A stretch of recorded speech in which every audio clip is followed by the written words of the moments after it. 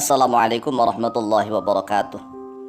Bismillah walhamdulillah wassalatu wassalamu ala rasulillah Sayyidina wa maulana Muhammadin ibni Abdillah wa ala alihi wa sahbihi wa mawalah wa la hawla wa la quwwata illa billah amma ba'd. Saudaraku kaum muslimin wal muslimat rahimakumullah, yang tidak lupa dan tidak bosan-bosannya senantiasa kami doakan, semoga Allah Azza wa Jalla memberikan kesehatan, sehat walafiat lahir dan batin.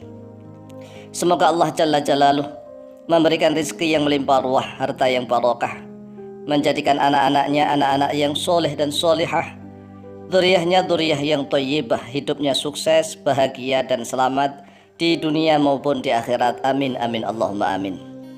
Saudaraku kaum muslimin wal muslimat rahimakumullah, manusia yang ahli sholat, ahli ibadah, ahli puasa, ahli zakat, ahli sedekah, dan juga ahli berhaji umroh, ini tidak menjadi suatu jaminan bahwa orang itu akan menjadi kebal dari santet, dari teluh, dari guna-guna, hipnotis, gendam, dan yang sejenisnya.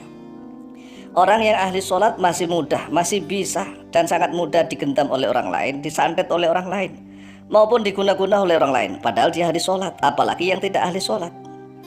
Demikian pula orang yang ahli puasa masih bisa dan mudah dihipnotis oleh orang, diguna-guna oleh orang, disantet, diteluh oleh orang lain.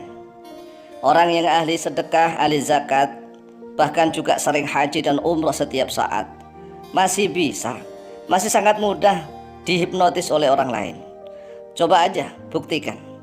Orang itu misalnya ahli puasa, ahli sholat, ahli sedekah, ahli haji dan umroh, tatkala berada di bandara atau di terminal atau di jalan-jalan atau di kendaraan umum, masih bisa dihipnotis oleh orang lain, masih bisa digendam oleh orang lain, masih bisa juga tembus santet, teluh guna-guna, masih bisa.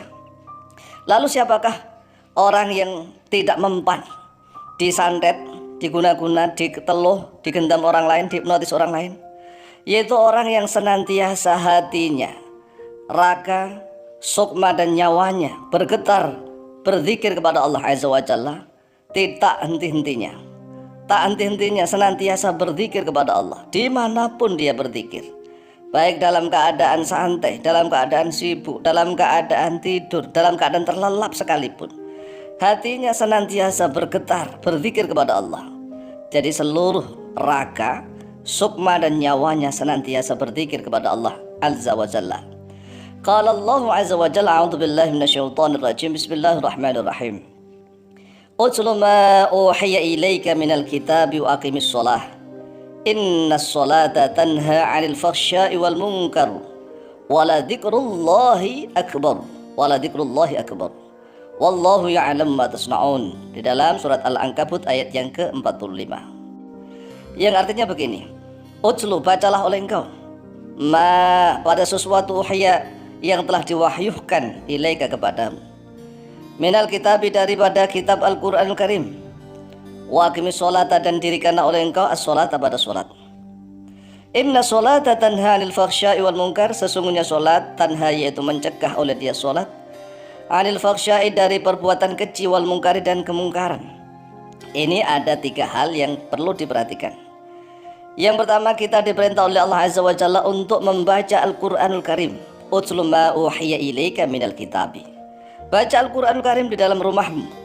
Yang kedua, wa aqimis sholah, dan dirikanlah sholat.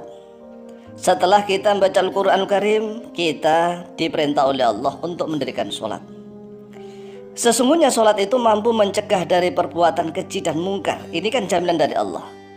Sholat itu mampu mencegah dari perbuatan yang keji dan mungkar. Ini bagi pelakunya. Tetapi orang yang ahli sholat itu masih tembus, masih bisa dihipnotis oleh orang, masih bisa digendam, masih bisa diguna-guna, masih bisa dipelet, masih bisa dilakukan perbuatan yang jahat dan buruk oleh orang lain. Tetapi ingat, Allah Azza wa Jalla juga berfirman, wala dzikrullahi akbar. Ini yang ketiga. Dan sungguh zikirnya Allah akbaru, yaitu yang paling besar. Wala dzikrullahi akbar. Jadi zikirnya kepada Allah, zikirnya Allah akbaru, yaitu paling besar. Jadi yang paling besar, paling agung adalah zikrullah, zikir kepada Allah Azza wa Jalla. Wallahu ya'lam ma tasna'un, bermula Allah ya'lam, yaitu mengetahui oleh Dia Allah ma pada suatu tasna'una yang berbuat oleh kalian. Jadi membaca Al-Quranul Karim juga ibadah yang luar biasa. Mendirikan sholat juga ibadah yang luar biasa, mampu mencegah dari orang yang mengerjakan sholat itu dari perbuatan yang keji dan mungkar. Tetapi belum bisa membentengi kejahatan orang.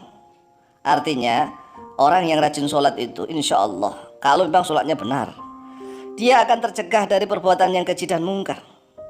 Tetapi masih tembus kalau dia diburuki orang lain, dia dijahatin oleh orang lain. Sedangkan kalau zikir kepada Allah itu yang terbesar, yang paling besar.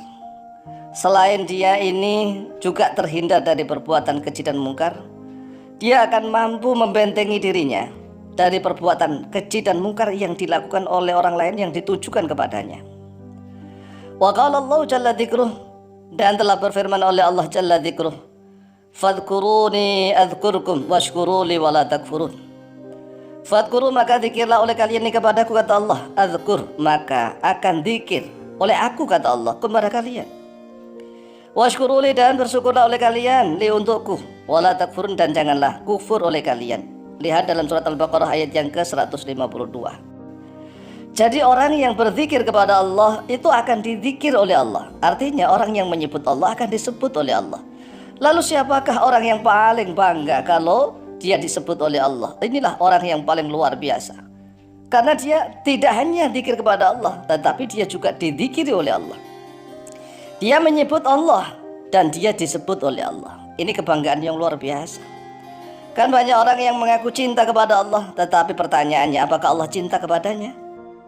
Oleh sebab itulah sebagian ulama ahli tafsir menjelaskan wala dzikrullahi akbar, dan sungguh zikirnya Allah akbaru, yaitu yang paling besar, yang terbesar. Artinya bahwa Allah saja berzikir. Allah berzikir, Allah menyebut pada hamba-hambanya yang senantiasa berzikir menyebut kepada Allah. Maka dari itu zikir kepada Allah kedudukannya paling tinggi di dalam syariat agama Islam, yaitu zikir yang senantiasa 3 komponen tubuh kita ini digunakan berzikir, mulai dari raga, sukma, dan nyawa. Zikir lisan, zikir kolbu, dan zikrul fikri. Fikirannya zikir, lisannya zikir, hatinya berzikir, raganya zikir, kemudian sukmanya zikir, nyawanya berzikir. Fadhkuruni adzkurkum, ingatlah oleh engkau kalian semua, kata Allah ini kepadaku, adzkurkum, niscaya ingat oleh aku kepada kalian. Demikianlah, insya Allah nanti tata caranya akan dijelaskan pada episode berikutnya.